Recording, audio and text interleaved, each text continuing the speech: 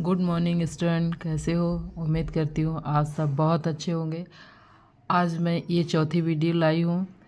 आप ये नोट्स अच्छे से नोट करिए और याद करिए, आपको एग्ज़ाम में बहुत हेल्प मिलेगी इन नोट्स से। आइए आगे देखती हूँ। आयकर कानून और लेखा महत्वपूर्ण परिभाषाएं हैं। पॉइंट नंबर 1, आय, इनकम। आय का अर्थ है वह सभी पैसा या लाभ जो किसी व्यक्ति या संस्था को साल भर में मिलता है। मतलब इनका ये है कि आय का अर्थ वह सभी पैसा या लाभ जो किसी व्यक्ति या संस्था को साल भर में मिलता है। एग्जाम्पल के तौर पे उदाहरण क्या है? वेतन, मकान का किराया, व्यापार का लाभ, ब्याज, लाभांश यानी डिविडेंड, लॉटरी आदि से प्राप्त जो भी पैसा है वो सब इसमें आय में आता है। करदाता, एसएससी कौन होता है? करदाता कौन होता है? वह व्यक्ति जो आय पर कर देता है या जिससे कर वसूला जाता है करदाता कहलाता है।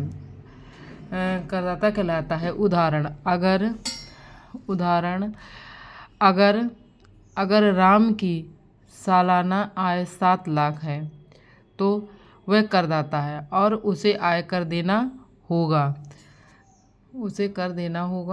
तो इसी तरीके से हम आगे के भी पॉइंट समझते हैं। जैसे पूर्व निर्धारण वर्ष, प्रीवियस ईयर, वह वित्तीय वर्ष जिसमें व्यक्ति की आय अर्जित कमाई होती है उसे पूर्व निर्धारण वर्ष कहलाते हैं। भारत में वित्तीय वर्ष 1 अप्रैल से 31 मार्च तक का होता है। 1 अप्रैल से 31 मार्च तक का होता है, इसको फाइनेंशियल ईयर कहलाता है। उदाहरण में अगर आपने 1 अप्रैल 2024 से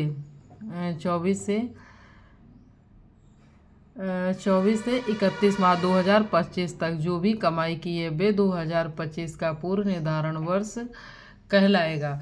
अगर करंट का भी देखा जाए तो ये 1 अप्रैल 2025 से 31 मार्च 2026 तक जो भी आपने कमाया है वो 2025-26 का पूर्व निर्धारण वर्ष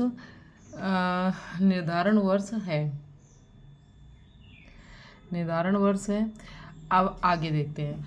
आयकर कानून और लेखा महत्वपूर्ण परिभाषाएं हैं। Important definition of income tax and accounting. आय, इनकम। आय का अर्थ है वह सभी पैसा या लाभ जो किसी व्यक्ति या संस्था को साल भर में मिलता है। उदाहरण: वेतन, मकान का किराया, व्यापार का लाभ, ब्याज, लाभांश, डिविडेंड, लॉटरी आदि। करदाता, एसएससी, वह व्यक्ति जो आय पर कर देता है या जिससे कर वसूला जाता है करदाता कहलाता है। उदाहरण: अगर राम की सालाना आय 7 लाख है तो वह करदाता है और उसे आयकर देना होगा।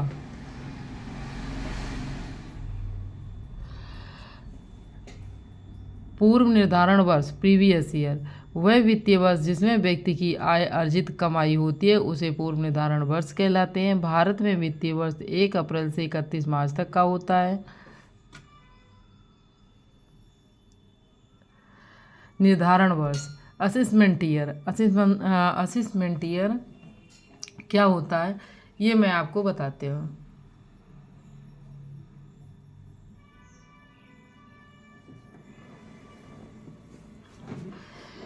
वह वर्ष जिसमें सरकार उस आय पर कर वसूल करती है जिसे कर निर्धारण वर्ष कहलाते हैं। जैसे इसमें है वह वर्ष जिसमें सरकार उस आय पर कर वसूलती है जिसे निर्धारण वर्ष कहलाते हैं।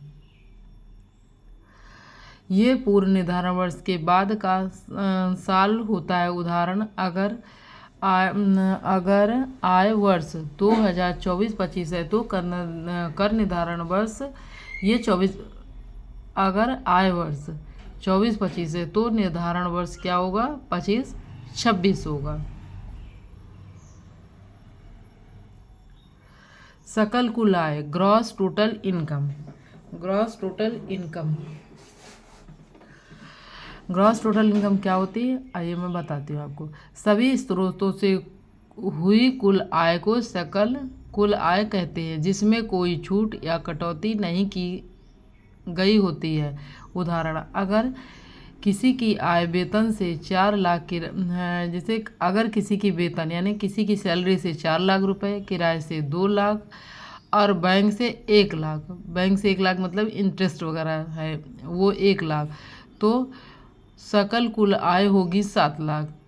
तो कुल आय टोटल इनकम यानी जब सकल कुल आय में से सभी छूट और कटौतियाँ जैसे एटीसी एटीडी आदि घटा दी जाती हैं, तो जो राशि बचती है वह कुल आय होती है जिस पर टैक्स लगता है। उदाहरण, सकल कुल आय 7 लाख, कटौतियाँ एटीसी प्लस एटीडी 1.5 लाख, तो कुल आय वो हुई जो है वो 55 लाख। मतलब 7 लाख में अगर ये घटा देंगे, 7 लाख में अगर ये 7 लाख में 1.5 लाख घटा देंगे तो ये 5.5 लाख यानी 5.5 लाख। तो टैक्स स्लैब इनकम टैक्स तो ये वह आय है जिस पर सरकार टैक्स वसूलती है। ये आमतौर पर कुल आय के बराबर होती है। ये वह आय है जिस पर सरकार टैक्स वसूलती है। ये आमतौर पर कुल आय के बराबर होती है।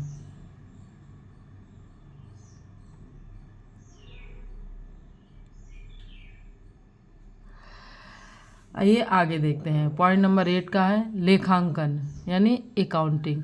लेखांकन का अर्थ है व्यवसाय की आर्थिक गतिविधियों जैसे लेन देन, खर्च, आय, लाभ, हानि आदि का रिकॉर्ड रखना।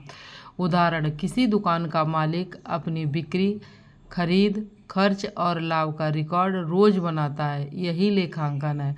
खाता बही यानी लेजर, लेन देन का वर्गीकरण करके रिकॉर्ड रखने की पुस्तिका को खाता बही कहते हैं। इसमें अलग अलग खाते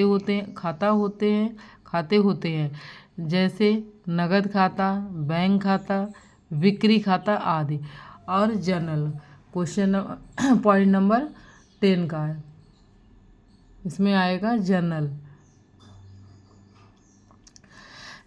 है। इसमें व्यवसाय में हर दिन का लेन देन सबसे पहले जर्नल में लिखा जाता है। उसके लेखांकन की पहली प्रविष्टि फर्स्ट एंट्री कहा जाता है। लाभ और हानि प्रॉफिट एंड लॉस अकाउंट, इसमें व्यवसाय के सभी आय और खर्च को दिखाया जाता है ताकि ये पता चल सके कि लाभ हुआ है या हानि। पॉइंट नंबर 12 बैलेंस शीट यह एक विवरण होता है जो ये दिखाता है कि व्यवसाय के पास कौन कौन सी परिसंपत्तियां यानी एसेट्स और देनदारियां लायबिलिटीज़ हैं। ये व्यवसाय की वित्तीय स्थिति को दिखाता है। मतलब यह एक विवरण होता है जो ये दिखाता है कि व्यवसाय के पास कौन कौन सी संपत्तियां और देनदारियां हैं।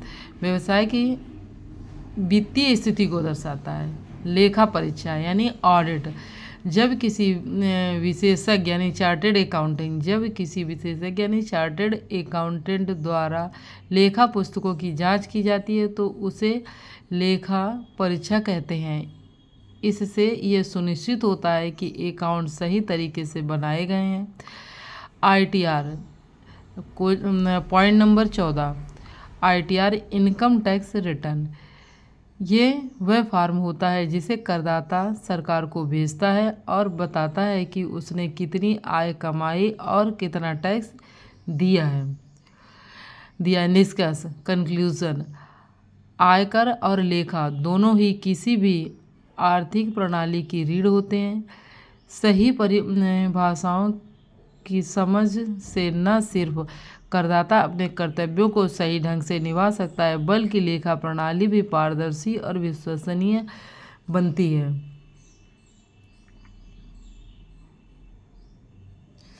आइए आगे देखते हैं करदाता के प्रकार। Types of SSC. व्यक्तिगत करदाता इंडिविजुअल एसएससी, एक सामान्य व्यक्ति जो वेतन, व्यापार या अन्य स्रोतों से आय प्राप्त करता है। उदाहरण, सोनू एक टीचर है, उसकी सालाना आय 6 लाख है। वह व्यक्तिगत पर्सन है। वह व्यक्तिगत करदाता है। मतलब उदाहरण में इन्होंने ये कहा है कि करदाता के टाइप्स बताए हैं। तो ये करें, एक सामान्य व्यक्ति जो वेतन, व्यापार या अन्य स्रोतों से आय को कमाता है। जैसे सोनू उदाहरण दिया है, उदाहरण में बताया गया है कि सोनू एक टीचर है जिसकी सालाना आय 6 लाख है। वह व्यक्तिगत करदाता है। हिंदू अविभाजित परिवार HOF, एक संयुक्त हिंदू परिवार जो एक कमाई के रूप में आय कमाता है। उदाहरण, अगर एक परिवार की संयुक्त संपत्ति से सालाना 10 लाख आय हो रही है तो वह HOF के रूप में करदाता होगा। कंपनी, कोई पंजीकृत कंपनी जो व्यवसाय करती है और लाभ कमाती है।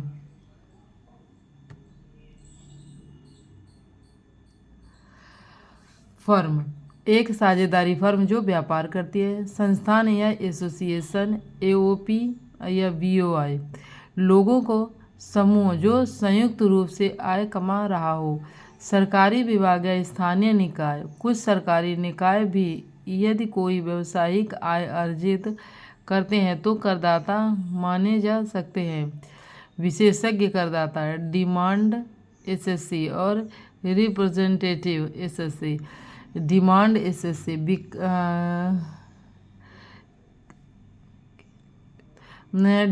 ये लिखा है डीम्ड SSC, अगर असली करदाता मर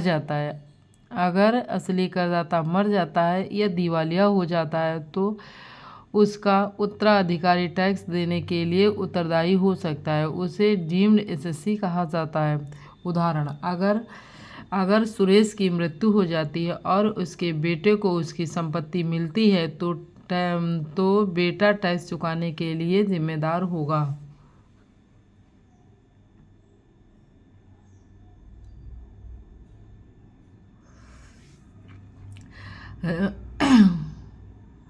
हाँ, तो ये उदाहरण दिया है कि अगर सुरेश की मृत्यु हो जाती है और उसके बेटे को उसकी संपत्ति मिलती है तो बेटा टैक्स चुकाने के लिए जिम्मेदार होगा। रिप्रेजेंटेटिव SSC यानी प्रतिनिधि करदाता, कोई व्यक्ति फर्म या जब कोई भी व्यक्ति जब अपने एक रिप्रेजेंटेटिव नियुक्त कर लेता है तो सारा काम वही देखता है। अगर कोई व्यक्ति किसी और की ओर से टैक्स संबंधित कार्य करता है, जैसे ट्रस्टी, एजेंट, तो वह प्रतिनिधि करदाता कहलाता है। करदाता की जिम्मेदारियां, ड्यूटियां SSC उसमें SSC हैं तो अपनी आय का सही विवरण देना, समय पर ITR यानी इनकम टैक्स रिटर्न दाखिल करना, सही दस्तावेज रखना, मांगने पर आयकर विभाग को जानकारी देना, टैक्स जमा करना। करदाता के अधिकार, राइट्स ऑफ SSC, कर की गणना समझने का अधिकार, रिफंड पाने का अधिकार, अपील करने का अधिकार, टैक्स से छूट और कटौती का लाभ लेने का अधिकार। आज के लिए इतना ही, बाकी 4th वीडियो में। Thank you. मेरे चैनल को लाइक एंड सब्सक्राइब करें।